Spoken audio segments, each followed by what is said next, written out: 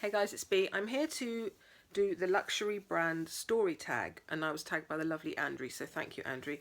This is my second time filming this video. The first one, I went to look at it last night to upload it and I can't find it, or my luxury handbag tag. Those two I filmed and they needed a bit of trimming and editing, and I went to do that and they were gone. So I'm here doing this one again, and this is a bit more concise and has a more narrow focus, and I really like the questions, so I'm doing this one. So the first question is, what is the first item you ever had on your wish list from this brand? Well, when I first decided I really wanted a Chanel bag, I didn't really know about the sizes or the leather or anything, or even what they were called. I just wanted the quilted Chanel handbag. I knew I wanted a black one, and that's all I knew really. And it took a long time from that to kind of finding out a bit more and actually getting to get one. So number 2 is, what was your first purchase? My first purchase was my single flap jumbo, but I bought it brand new in the boutique because it was like either 2008 or 2009, I can't quite remember. I was in New York City in the Madison Avenue boutique, and I went in there. It was really heavily raining. I remember we ran in there, they helped us and gave us tea and stuff, and then that was the first time I really knew about this whole lambskin and caviar thing, because she came out with both. The lambskin one already showed a lot of scratches and dinks, and one side of the bag had slightly lost its shape, and so the front flap looked like it was lower on one side. And I remember thinking, oh my god, that's a brand new one. That's what put me off the lambskin. I think the lambskin, now I've got different thoughts about lambskin, but yeah, on a jumbo I don't think it's a particularly good idea. That's just my opinion. And then the caviar one, I just fell in love with it straight away. It was lovely, soft looking, very plump quilts, nice silver hardware. It was exactly what I wanted. I didn't know there was like the double flap, single flap thing then. I think they were just making them in the single flap, and the inside was all black. It had a zip pocket. It was really nice. And then she went, well, the thing is, I do think you'd be better, because she saw Martha was like 4 and running around. She's like, I think if you're your mum and you're kind of, that's your lifestyle, the caviar would be better for you, but this one's on hold for a client I was just showing you. And I was really disappointed. And she said, and there are no other ones in the city in black caviar with silver hardware. There's some with gold, and I wanted silver. And I was like, oh, okay. So I gave her my phone number and I said, if the person, I'm here for another like 5 or 6 days, if the person doesn't come and pick it up, because I think she had another day or something, then give me a call. And then she went out the back and spoke to someone and came out and went, yeah, you can take it.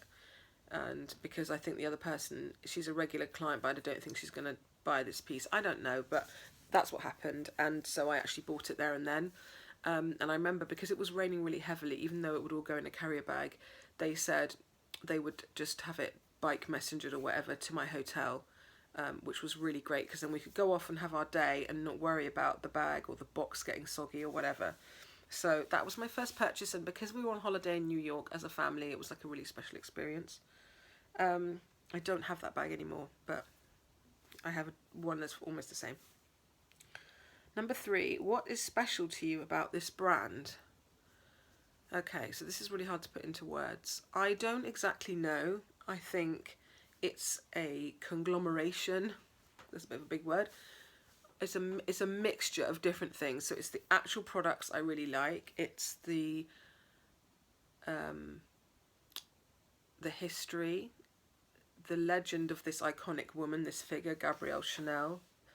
Everything she did and achieved, and in such a unique way, especially for the times that she was doing these things. The icons, the symbols that represent Chanel, the shapes, the Place Vendôme is now the shape of the top of the lid of the fragrance bottle. All of that stuff I find really captures my interest.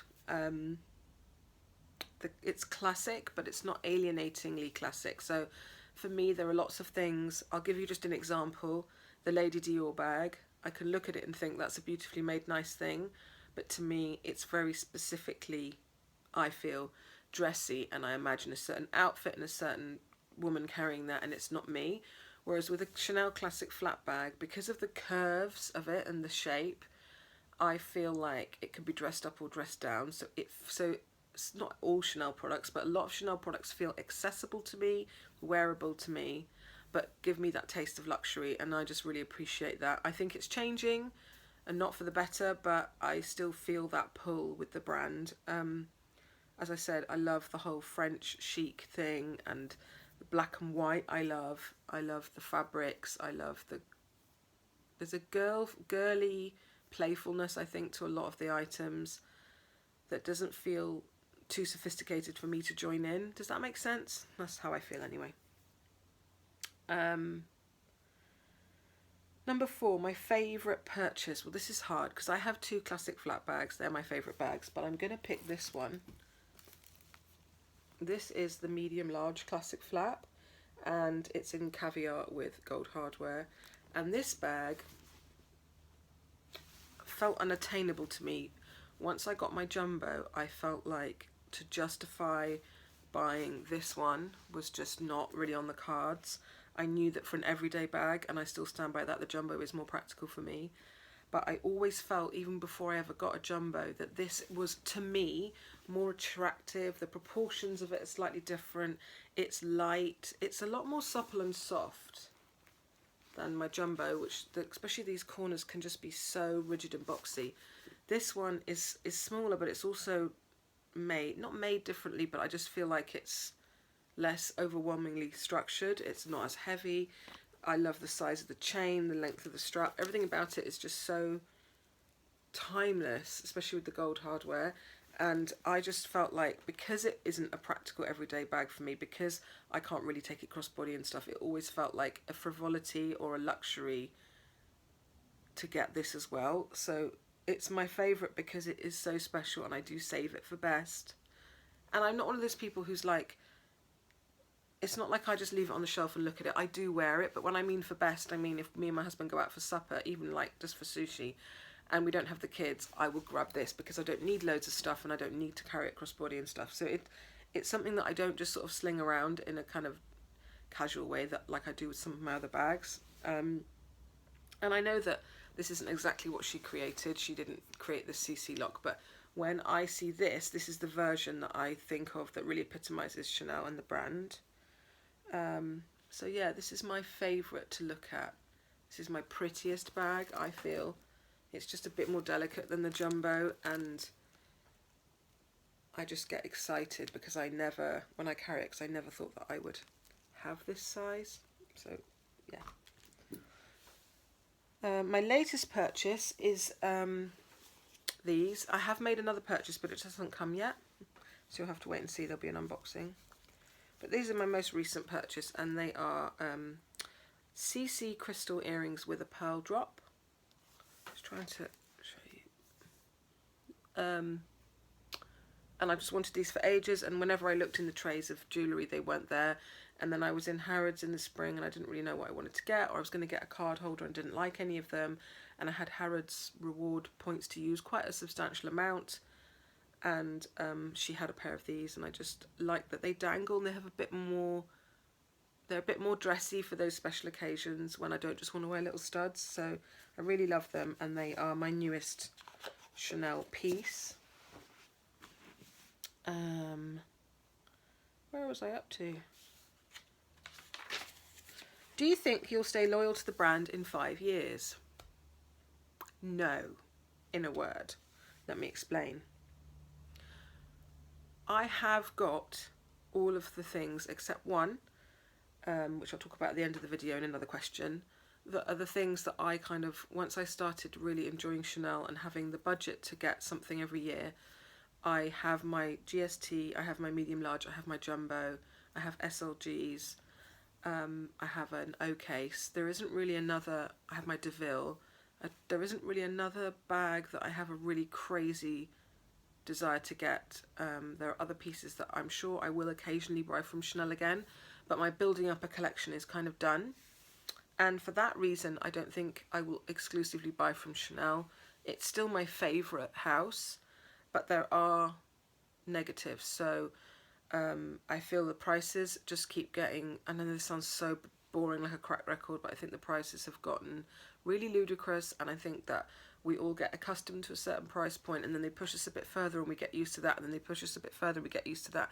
And sometimes if you stop and stand back, or you're talking to someone who doesn't buy high-end things, it puts it into context that it is ridiculous. I mean, this item cost me £4,000 and it's a really small bag.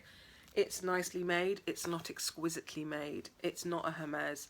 I think that with Hermes there's issues with the service and stuff, but on the whole, you look at a Birkin and that is a handcrafted work of art made by usually a single artisan, and that's what you're paying for, and the exclusivity.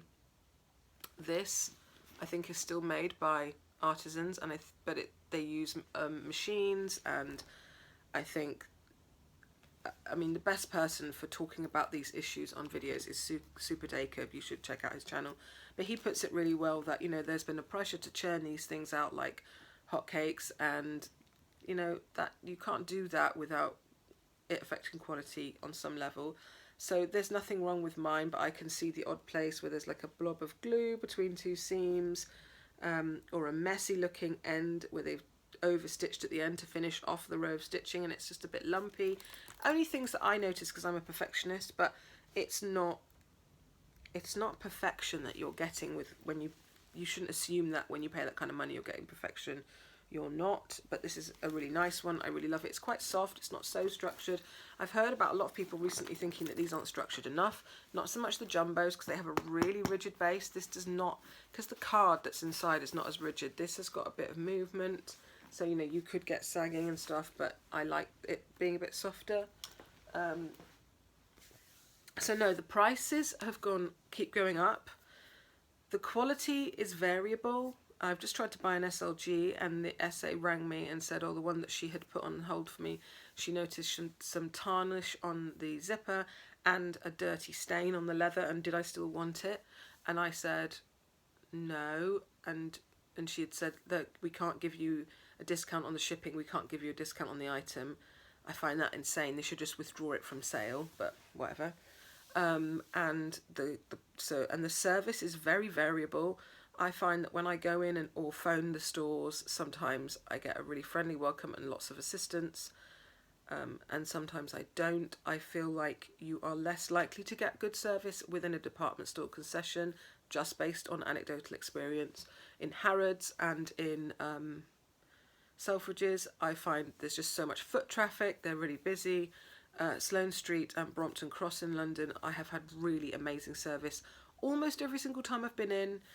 There was one time in Brompton where I stood there like a lemon for a good 20 minutes while 3 SAs helped one lady, because it was obvious that she was extremely well off, and I felt, maybe I'm reading into it, but I just felt like they were all just round her like flies and I was just left, and I thought that was a bit rubbish. But other than that, really nice. Sloane Street's my favourite Chanel store. So yeah, if it carries on like that, these things are going to get to a price where I'm not happy to pay that. It's not that I can't afford it, it's that I still, you know, I grew up with no money, and the money that I have and the good fortune I have now is down to my husband's hard work, and I just feel like I don't really want to spend money on something unless I think I'm going to get lots of wear out of it, it's going to last a long time, and it's beautifully made. I would like some other things in the future, but we'll see when I get around to getting them. If they've got to a price that I think is ludicrous, then I'm not going to do it. So yeah, and also I've started recently, you know, I bought a Saint Laurent bag. In the last year I've bought a Balenciaga bag, you know, so that loyalty thing. I used to very much love Chanel and Louis Vuitton, and now I just think, now I have my core pieces from those brands, it's time to like enjoy some other things. 6. What would I recommend for a great starter piece? For me, that is so easy. It's this. So this is known, I think, as the O coin purse. So this is a similar piece in concept to the Louis Vuitton zippy coin purse or coin pouch, and there's reasons why I like this. I have other SLGs from Chanel, but I thought, which one is the most versatile? So I have the O coin pouch, which is bigger than this. It has one compartment. I really like that. I have a flat card case, and I also have another kind of card case that people seem to be, I think they're discontinuing it, and people seem to not like it as much as this now. It's just got a popper and then 2 pockets. But this one is really, really versatile, so much so that I've ordered another one in a different colour. This is lambskin in a light navy blue. It's not showing the colour there. It's a light kind of blue. that really goes great with my DeVille with silver hardware. It's lambskin, it's lovely and soft. The lambskin's held up really well. I've worn this so much, and all there is that is a flaw is this tiny dent here, and that's because I had it with a key pressing into it one day and I didn't realise, but it hasn't actually breached the leather, and I don't mind little marks and scuffs on my things. What's so great about this is it's tiny, but it opens out quite nice and widely, and it has 3 compartments, so you can use this. I tend to put my coins in the middle, my cards either side, a bit of cash. You can use this as a mini wallet. You can find everything really easily, but it's small and light. So for example, even in my classic flat bags or any smaller bag, I tend not to use a full-size wallet hardly ever anymore. This is just a great sort of mini version of a wallet, and yet the price point is not as scary as some of the Chanel full-size wallets are, up to like £1,000, and I just personally wouldn't spend that on a wallet. That's just my preference. It's gone up quite a bit. I think these are 400 to kind of 450 depending on what you get. The one I've just ordered, I think I paid $415. It's a different leather, different hardware, but I've just used this more than probably any of my other small leather goods, and it's held up really well. And I don't know, I just feel like the size and the shape are really appealing. The price point is accessible. It's a lot, but I think it's worth it. And often when you choose a small leather good, you can either put your cards and cash in it, or you could put your coins in it. You can't really fit everything, but this fits everything, so I really like it. Don't know what else to say about it. It's just beautifully made, and it's tiny, but it's really functional. Next item that you think you might get from this brand. Okay, I'm sure you're all sick and tired of hearing this, but my next purchase is going to be the wallet on chain. I'm just looking for the right one. I have had wallet on chains and sold them for various reasons that I won't go into now, but I know exactly what I want now, and I'm going to hunt it down until I find it. I don't want to get that particular item pre-loved for various reasons. I'm not anti pre-loved. I've just bought a pre-loved Speedy, but I just think I want to choose this one in the boutique brand new. What's next is another zippy, like an O coin purse, because I just think they're really great, and I use that one a lot, and I'd like to give it a break. I would like some navy blue ballet flats, but I'm looking for something a bit different, like a tweedy. I don't know who it is, but a friend of mine, I'm sure someone I know through social media, has got like a navy blue tweed with a silver toe. If they did that again, I would snap them up. I tried some lovely navy and white and silver ones in Harrods, but they were the stretchy ones that look like a banana when you take them off, and therefore, because they've got this elastic all round, they stay on and they conform to the shape of your feet, but I felt like it was tight, and I didn't know if they would soften up and be comfy, but they were nice. But they had a white patent toe, and I'd rather have silver. So, but that's just a maybe. And then in the future, I might one day get a boy bag. I might one day like to get a Chanel bag with a top handle, like the Trendy or the Coco handle, something like that. But they're not, I don't need one. But those are the things that I'm into, and I probably will still continue to get the odd piece of fashion jewellery and SLGs, but I think my kind of, the last 2 years I've bought a lot of Chanel, and I don't need a lot more. So that's where I'm at. This is a super long for a tag video, but once I start talking about Chanel, I get kind of carried away. I just think my Chanel pieces excite me more than any of the other things that I've got. I kind of get that, I get them out of the box or the dust bag, and I can't believe this is mine. That kind of feeling, and I don't really get that with anything else. So that's why I really look after my things, and they're really special to me. So thank you for tagging me, Andrea. I hope this was okay, and I'll see you all in my next video. Bye, guys.